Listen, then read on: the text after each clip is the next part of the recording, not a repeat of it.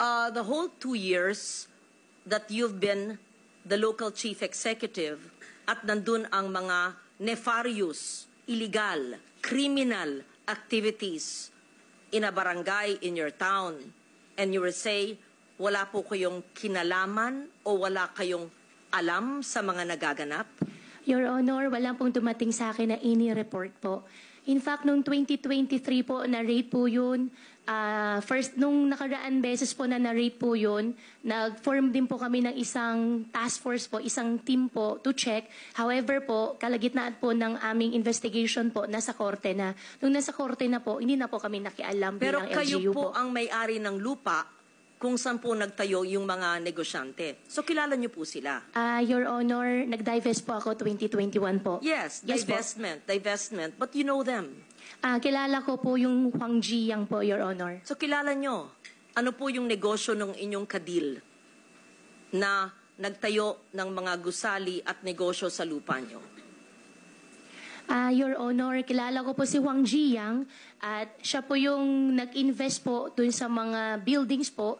At after po ng raid, tinanong ko rin po siya ano nangyari. Sabi rin po niya sa akin, nasa korte na. Yan po yung naging usapan po namin nung nangyari po nung nakaraan po na raid. That's your conversation as landowner. But your concern as mayor, considering talamak, how do you say, anong salita doon na grabe ang nangyayari ng krimen sa iyong jurisdiction ay hindi po kayo nabahala? Your Honor, yung nakaraan po na rate po na company, tsaka yung company po ngayon is 2 different company po. Minigyan ko lang po sila ng lisensya po, minigyan ko lang po sila ng business permit po, Your Honor, nung nagkapagbigay po sila ng provision license po sa opisina ko po. Yes. Bigay ng license, hindi nyo alam, hanggang renade sila. Alam nyo, pinasukan nyo, tumakbo kayo bilang mayor at nanalo kayo ng 100 votes over your rival, and you're saying something that you're familiar because kayo may-ari ng lupa at kilala nyo yung tao, nagtayo ng malaking gusali at nagkaroon ng raid na last year at hindi nyo alam na nagaganap ang mga krimen na yon right under your nose in the LGU which you had? Your Honor, lahat po ng naging operation po ng POGO po sa Bamban sila po ay meron pong lisensya po na galing sa PAGCOR. In fact, itong last po na raid po ay meron pong 24/7 po na PAGCOR po nagbabantay po doon sa site. At sinasabi nyo na sa kaalaman nyo ay POGO lamang ang nagaganap at yung mga nasagip na mga dayuhan na natatraffic o sa Filipino ang salita ng traffic ay kinakalakal, binebenta ng mga tao, dayuhan man o Pilipino, ay wala kayong kaalaman at mismo yung barangay captain at yung mga tao nyo po sa LGU ay hindi po alam ang nangyayari?